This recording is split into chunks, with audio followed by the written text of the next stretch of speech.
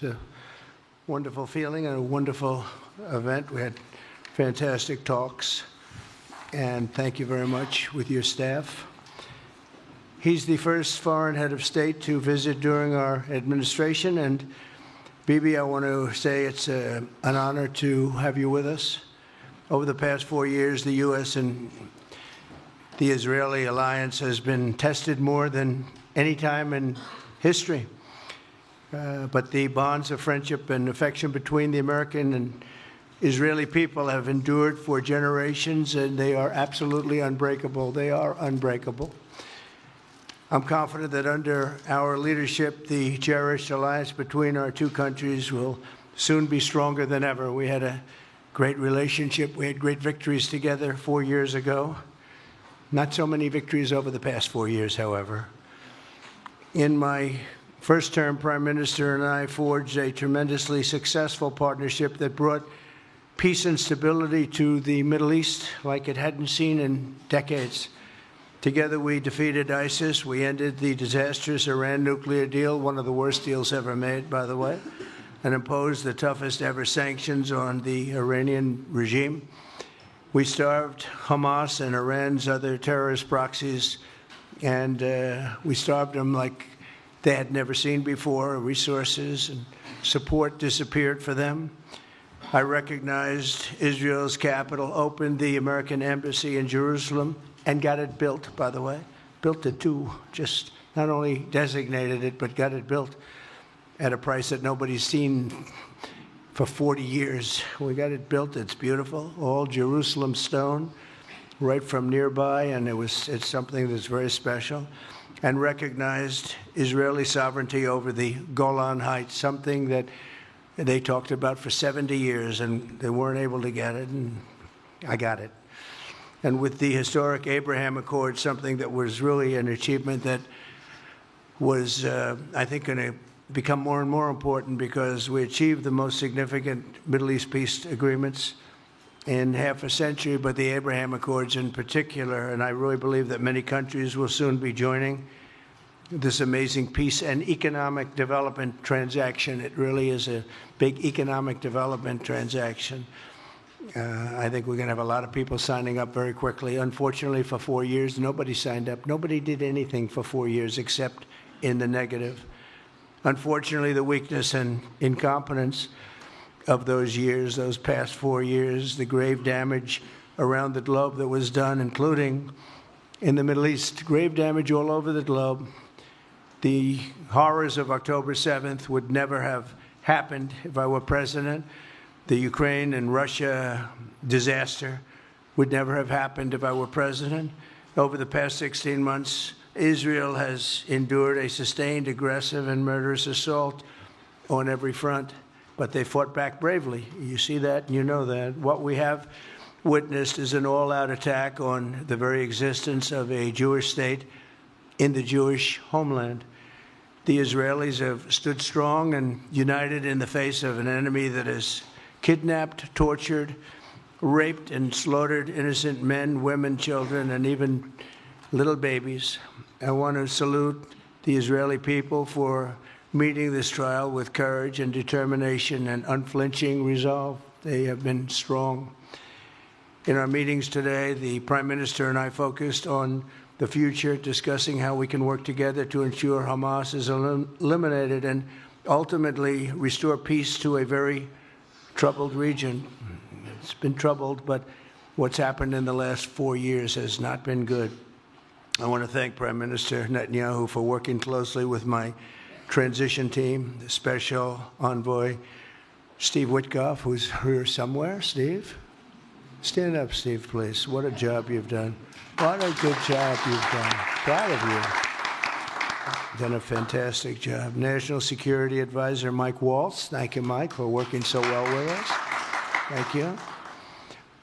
We have, in addition, Marco Rubio, who is on the phone right now, listening to every single word that we say, and he's going to be great. And Pete, congratulations. And Scott, congratulations. I see you're here. And Caroline's been doing a great job. She's really probably talked about more than anybody here. She's done a fantastic job, and thank you very much, Carolyn. We're proud of you. But we'll only be satisfied when all of these problems are solved, and we have the team to solve them, and that's going to happen. And it's going to happen, I think, very quickly. I also strongly believe that the Gaza Strip, which has been a symbol of death and destruction for so many decades, and so bad for the people anywhere near it, and especially those who live there, and frankly, who's been really very unlucky. It's been very unlucky. It's been an unlucky place for a long time. Being in its presence just has not been good, and it should not go through a process of rebuilding and occupation by the same people that have really stood there and fought for it and lived there and died there and lived a miserable existence there. Instead, we should go to other countries of interest with humanitarian hearts, and there are many of them that want to do this, and build various domains that will ultimately be occupied by the 1.8 million Palestinians living in Gaza, ending the death and destruction and, frankly, bad luck. This can be paid for by neighboring countries of great wealth. It could be 1, 2, 3, 4, 5, 7, 8, 12. It could be numerous sites, or it could be one large site. But the people will be able to live in comfort and peace, and we'll make sure something really spectacular is done. They're going to have peace. They're not going to be shot at and killed and destroyed like this civilization of wonderful people has had to endure. The only reason the Palestinians want to go back to Gaza is they have no alternative. It's right now a demolition site. This is just a demolition site. Virtually every building is down. They're living under fallen concrete that's very dangerous and very precarious. They instead can occupy all of a beautiful area with homes and safety, and they can live out their lives in peace and harmony instead of having to go back and do it again. The U.S. will take over the Gaza Strip, and we will do a job with it, too. We'll own it and be responsible for dismantling all of the dangerous unexploded bombs and other weapons on the site, level the site and get rid of the destroyed buildings, level it out, create an economic development that will supply unlimited numbers of jobs and housing for the people of the area.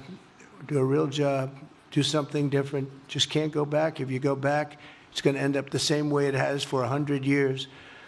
I'm hopeful that this ceasefire could be the beginning of a larger and more enduring peace that will end the bloodshed and killing once and for all. With the same goal in mind, my administration has been moving quickly to restore trust in the alliance and rebuild American strength throughout the region. And we've really done that. We're a respected nation again. A lot's happened in the last couple of weeks. We are actually a very respected nation again. I ended the last administration's de facto arms embargo on over $1 billion in military assistance for Israel.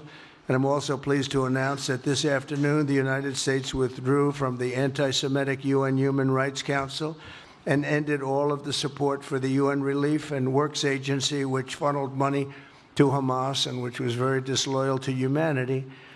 Today, I also took action to restore a maximum pressure policy on the Iranian regime, and we will once again enforce the most aggressive possible sanctions, drive Iranian oil exports to zero, and diminish the regime's capacity to fund terror throughout the region and throughout the world. We had no threat when I left office.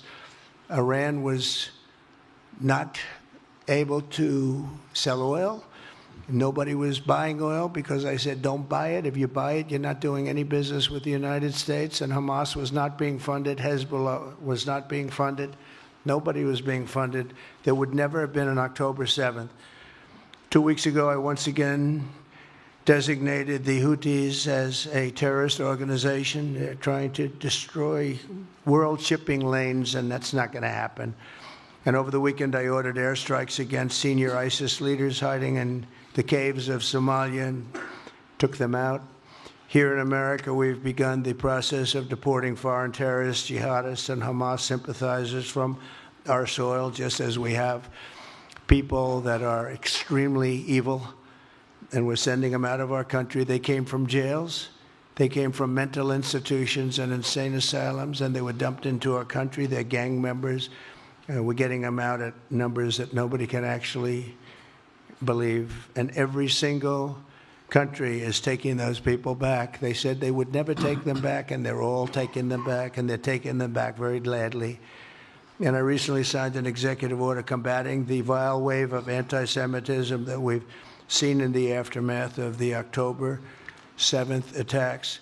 Together, America and Israel will renew the optimism that shined so brightly just 4 years ago. It was really a bright, beautiful light. We will restore calm and stability to the region and expand prosperity, opportunity, and hope to our nations and for all people of the Middle East, including the Arab and Muslim nations. Very important. We want the Arab and Muslim nations to have peace and have tranquility and have great lives. I'd like to now invite Prime Minister Netanyahu to say a few words, and we'll take some questions afterwards. Thank you very much. Thank you, Mr. President. I'm honored that you invited me to be the first foreign leader to visit the White House in your second term. This is a testament to your friendship and support for the Jewish state and the Jewish people. I've said this before, I'll say it again. You are the greatest friend Israel has ever had in the White House.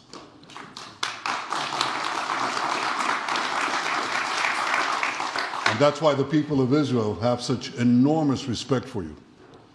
In your first term, you recognized Jerusalem as Israel's capital. You moved the American embassy there.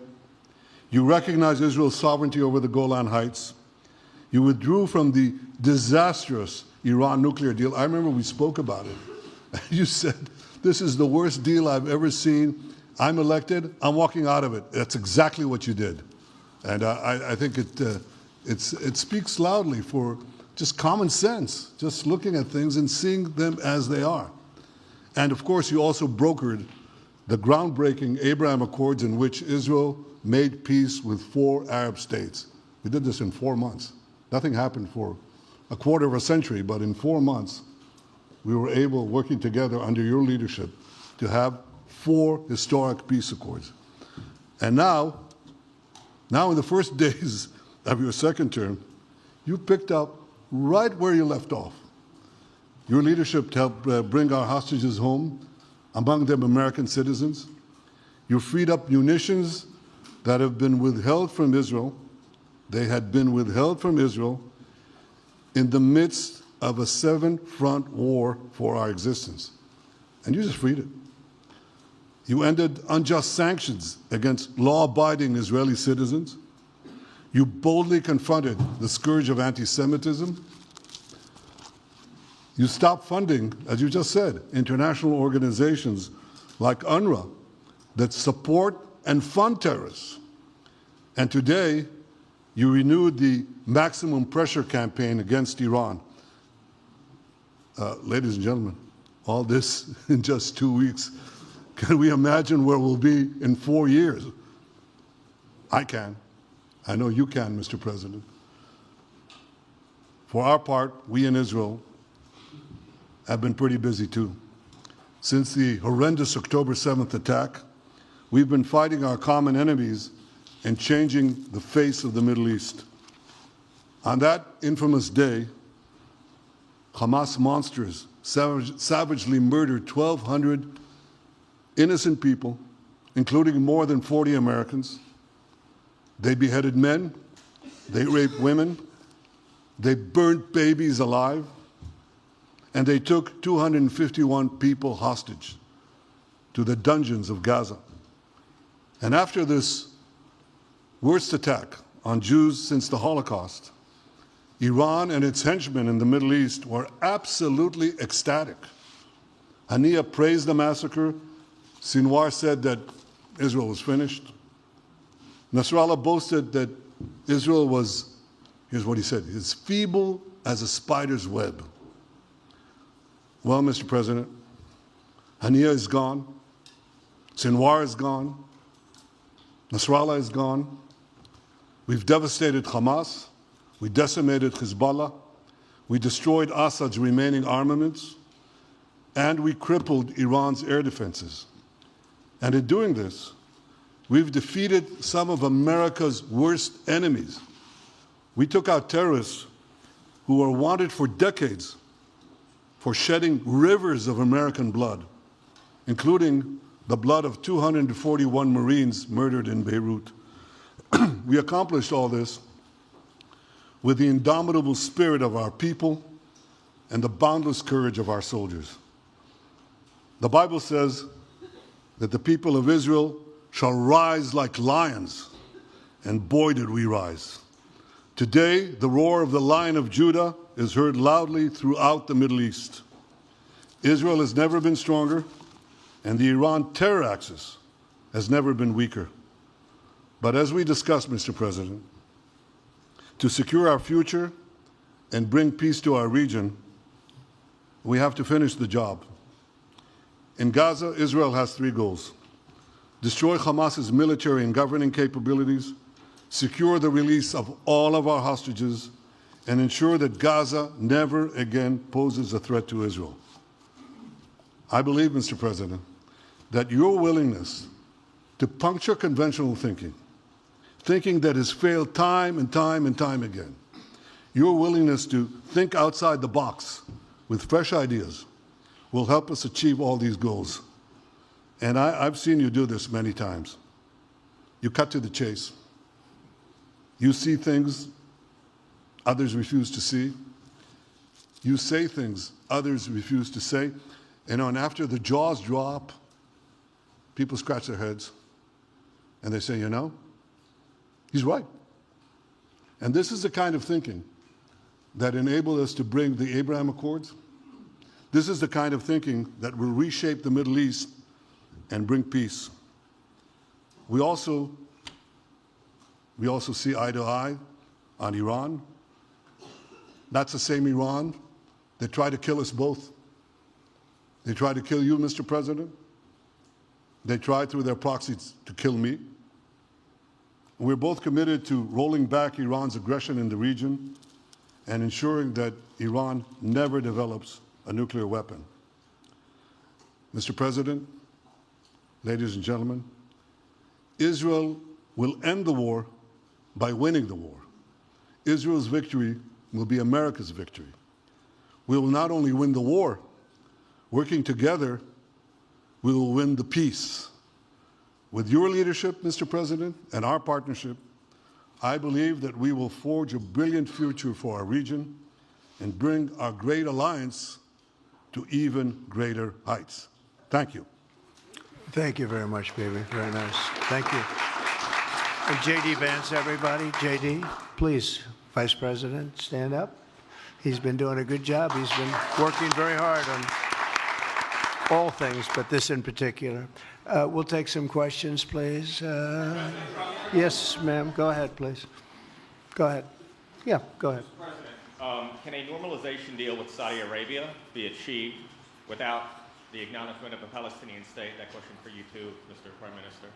And Mr. President, given what you've said about Gaza, did the U.S. send troops to help secure the security vacuum?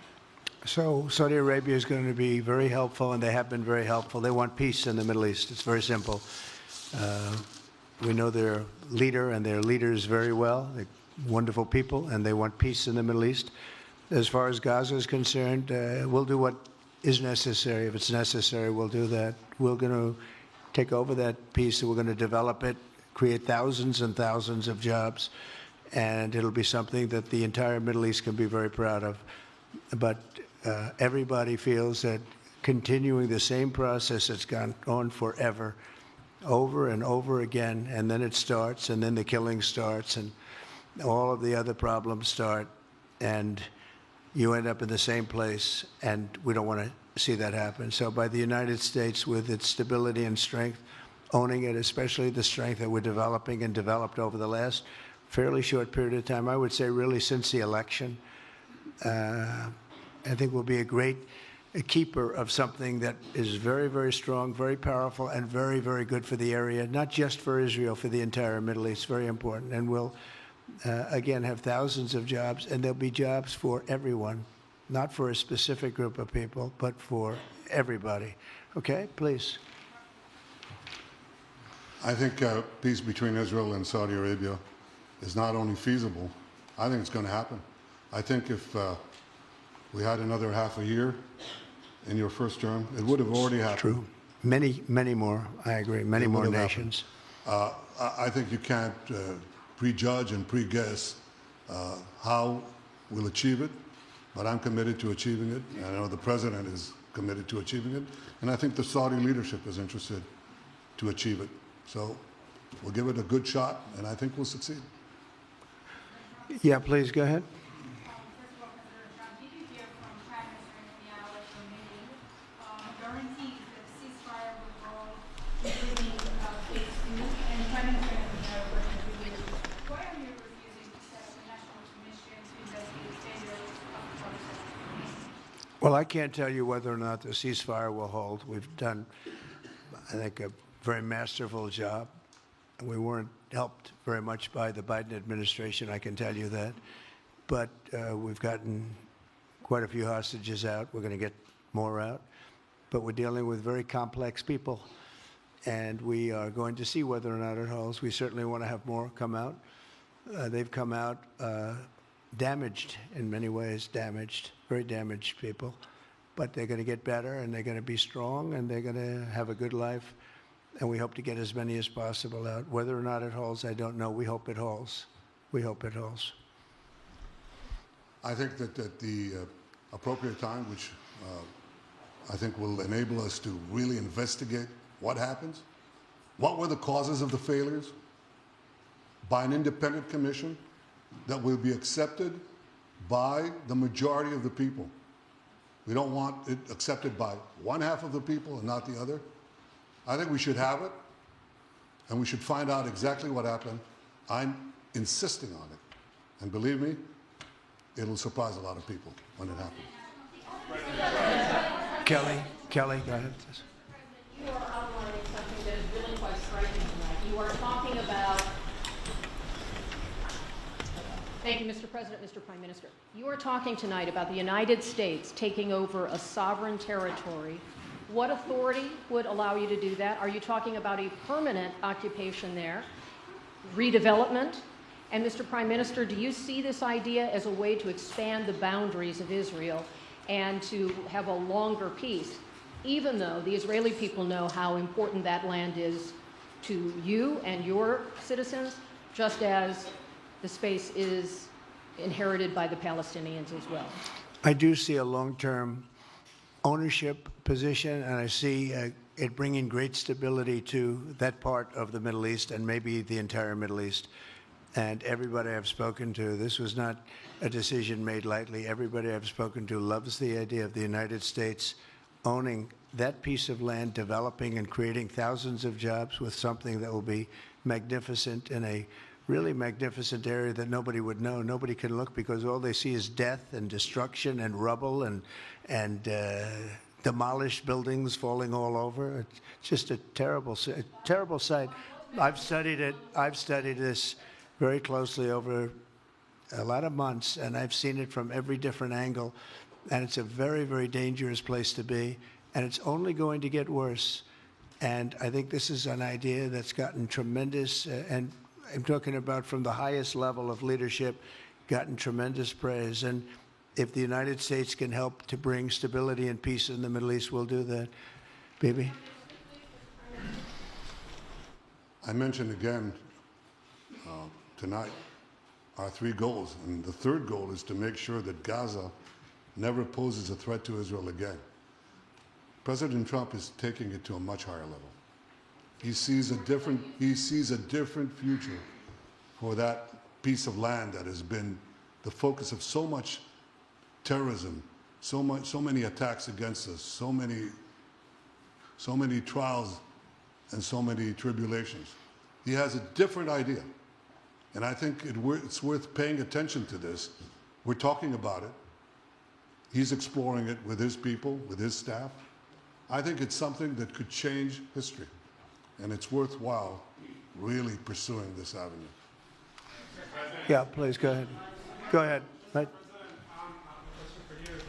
Can you hear me? Yeah. So before rebuilding Gaza again, obviously we'll take out all the hostages, and one of them is Don Alexander, an American soldier who is alive. How will you be assured that you will take out all the hostages and then rebuild? We're working very hard to get all the hostages. The word is all, and we are working very hard. So far, it's been moving along fairly rapidly, pretty much on schedule. I'd love to have them all out at one time, but we're taking them out, and tomorrow more are being released, and over the days more, and then we'll go into a phase 2. But we'd like to get all of the hostages, and if we don't, it will just make us somewhat more violent. I will tell you that, because they would have broken their word. Mr. Witkoff and his entire group have been working 24 hours around the clock, and they want them out, and promises have been made to them, and we'll see whether or not those promises will be kept. But we want all the hostages, that's right. How much time do you think it will take? Do you support, Mr. President, do you support Israeli sovereignty in Judea and Samaria, areas which many believe is the biblical homeland of the Jewish people? Well, we're discussing that with many of your representatives. You're represented very well, and people do like the idea, but we haven't taken a position on it yet. But we will be making an announcement probably on that very specific topic over the next 4 weeks. Go ahead, please. Please. Thank you so much, Mr. President. You just said that you think all the Palestinians should be relocated to other countries. Does that mean that you do not support a two-state solution? It doesn't mean anything about a two-state or one state or any other state. It means that we want to give people a chance at life. They have never had a chance at life because the Gaza Strip has been a hellhole for people living there. It's been horrible. Hamas has made it so bad, so dangerous, so unfair to people. And by doing what I'm recommending that we do, it's a very strong recommendation, but it is a strong recommendation. By doing that, we think we're going to bring perhaps great peace to long beyond this area. And I have to stress, this is not for Israel. This is for everybody in the Middle East, Arabs, Muslims. This is for everybody. This would be where they can partake in terms of jobs and living and all of the other benefits. And I think it's very important. It just doesn't work the other way. You know, you can't keep trying. They just has been going along for so many decades, you can't even count. You just can't keep doing. You have to learn from history. You can't keep doing the same mistake over and over again. Gaza is a hellhole right now. It was before the bombing started, frankly. And we're going to give people a chance to live in a beautiful community that's safe and secure. And I think you're going to see a tremendous outflowing of support. I can tell you, I spoke to other leaders of countries in the Middle East, and they love the idea. They say it would really bring stability, and what we need is stability. Yes, sir, please. Go ahead. Thank you. Are you still committed to imposing sanctions on the ICC, despite the move being stalled in the Senate? And please, a question for the Prime Minister as well. The President has been very clear about his desire to achieve a deal with Saudi Arabia. How do you settle this if Israel is required to renew the war against Hamas in the future? Go ahead, Bibi. I think everybody understands that just as the President fought and defeated Al-Qaeda and ISIS, that we can't leave Hamas there because Hamas will continue the battle to destroy Israel. They'll do, you know, when in this temporary ceasefire, one of their leaders comes out, you know what he says? We're going to do October 7th again, except we'll do it bigger. So obviously, you can't talk about peace neither with Hamas or in the Middle East if this, toxic, murderous organization is left standing. Any more than you could make peace in Europe after World War II if the Nazi regime was left standing and the Nazi army was left standing. You want a different future? You got to knock out the people who want to destroy you and destroy peace. That's what we're going to do. I think that will also usher in, actually, the peace with Saudi Arabia and with others. And I think there will be others, too. Yes, ma'am. Go ahead. My name is Ms. Gazi Afghan woman as a high expectation from you. Do you have any plan to change Afghanistan situation? Are you able to recognize Taliban? Because I'm an Afghan journalist, Afghan suffered woman. Any comment about Afghanistan? What's your future plan for Afghan people, especially Afghanistan? I have a little hard time understanding you. Where are you from? Oh. Actually, it's a beautiful voice and a beautiful accent. The only problem is I can't understand a word you're saying. But I just say this, good luck, live in peace. Go ahead, please. That's okay, yeah, please. Prime Minister, you said earlier today that it was tough for you to implement these sanctions on Iran, but you did indicate that you were willing to negotiate with them. What would that look like, and are you in conversations with them? And the same for the Prime Minister. I hated doing it. I want Iran to be peaceful and successful. I hated doing it.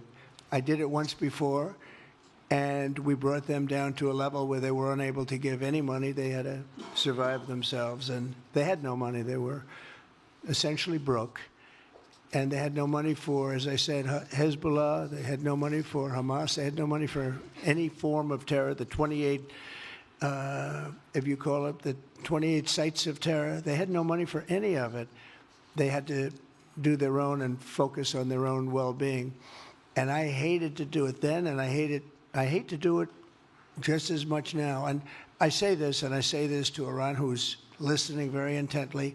I would love to be able to make a great deal, a deal where you can get on with your lives and you'll do wonderfully. You'll do wonderfully. Incredible people, industrious, beautiful, just an unbelievable group of people in Iran. And I know them well, have many friends from Iran and many friends that are Americans from Iran, and they're very proud of Iran. But I hated to do it, just so you understand. And I hope we're going to be able to do something so that it doesn't end up in a very catastrophic situation. I don't want to see that happen. I really want to see peace, and I hope that we're able to do that. They cannot have a nuclear weapon. It's very simple. I'm not putting restrictions. They cannot have one thing. They cannot have a nuclear weapon. And if I think that they will have a nuclear weapon, despite what I just said, I think that's going to be very unfortunate for them. If, on the other hand, they can convince us that they won't, and I hope they can. It's very easy to do. It's actually very easy to do. I think they're going to have an unbelievable future. Yeah, please, sir, go ahead. You just laid out your plan for Gaza. Yes. Can you lay out your plan for Ukraine and also... For Ukraine? For Ukraine, yes. You consider yourself a strong leader. You blamed your predecessor for letting Russia to take over Ukraine. Will you demand from Putin to get out of Ukraine, from sovereign territory of Ukraine? So we're dealing right now in the subject. I don't want to spend a lot of time because we're here for another reason, but we are having very good talks, very constructive talks on Ukraine. And we are talking to the Russians. We're talking to the Ukrainian leadership. It would have never happened. That would have never happened. It should have never happened. I get reports every week, the number of soldiers, mostly soldiers now. The cities have been largely demolished. You talk about a very sad sight to see. We talk Gaza. Well, many of these cities look as bad as Gaza and worse, what's happened to them. And I want to see that end. And I want to see it end for one simple reason, the life of young people being absolutely obliterated on both sides. You probably have 700,000 Ukrainian soldiers dead, 800,000, maybe more Russian soldiers dead. It's very flat land, and the only thing that's going to stop a bullet is a human body. In this case, usually soldiers. And the numbers are staggering when you hear the real numbers in Ukraine, what the numbers are. And this doesn't include the cities that have been demolished and all of the people that were killed. So I want to see it stopped. We're having very good talks, and I think we're going to get it. I think something will be hopefully dramatically it will rise above everything. You can't let this continue. This is an absolute slaughter that's taking place on the beautiful farmlands of Ukraine, and we have to stop it. We can't let this continue. It is a human tragedy, and we're going to try very hard to stop it. Yeah, please, go ahead, sir. Go ahead. Mr. President, thank you very much.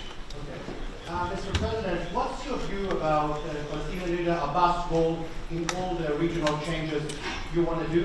And the question for the Prime Minister, what's your view on President Trump wanting to reach a deal with Iran and not a much more active military stance towards it? Go ahead, baby. Go ahead. I think the president just said something that I think is the pivot of everything that we're talking about. He said Iran cannot have a nuclear weapon. And we fully agree with that. If this goal can be achieved by a maximum pressure campaign, so be it. But I think the most important thing is to focus on the goal, which the president just did, and I fully agree with him. Well, I said it, and he said it very well. It's a campaign of pressure to see if we can get something done. He doesn't want to do what some people think will automatically happen because they're very difficult people to deal with, as you know. But if we could solve this problem without warfare, without all of the things that you've been witnessing over the last number of years, it would be, I think it would be a tremendous thing. Go ahead, please. Do you have any plans to visit Israel soon? To visit where? Israel and Gaza. Oh, I love Israel. I will visit there, and I'll visit Gaza, and I'll visit Saudi Arabia, and I'll visit other places all over the Middle East. The Middle East is an incredible place, so vibrant, so it's just one of the really beautiful places and with great people. And I think a lot of bad leadership has taken place in the Middle East that's allowed this to happen. It's just terrible. And that includes on the American side, by the way. We should have never gone in there a long time ago, spent trillions of dollars and created so much death. So that includes Americans. But, yeah, I'll be visiting a lot of different places in the Middle East. I've been invited everywhere, but I will be visiting some, yeah. Okay. Let's go. Caitlin, go ahead. Caitlin. Thank you so much, President Trump. Caitlin, go ahead. On what you were saying there. Say it. Go ahead, please. Just to follow up on what you were saying about the Gazans leaving Gaza, going to other countries. One, where exactly are you suggesting that they should go? And two, are you saying they should return after it's rebuilt? And if not, who do you envision living there? I envision a world, people living there, the world's people. I think you'll make that into an international, unbelievable place. I think the potential in the Gaza Strip is unbelievable. And I think the entire world, representatives from all over the world will be there, and they'll live there. Palestinians also. Palestinians will live there. Many people will live there. But they've tried the other, and they've tried it for decades and decades and decades. It's not going to work. It didn't work. It will never work. And you have to learn from history. History has, you just can't let it keep repeating itself. We have an opportunity to do something that could be phenomenal. And I don't want to be cute. I don't want to be a wise guy, but the Riviera of the Middle East, this could be something that could be so bad. This could be so magnificent. But more importantly than that is the people that have been absolutely destroyed that live there now can live in peace in a much better situation because they're living in hell. And those people will now be able to live in peace. We'll make sure that it's done world class. It'll be wonderful for the people. Palestinians mostly we're talking about.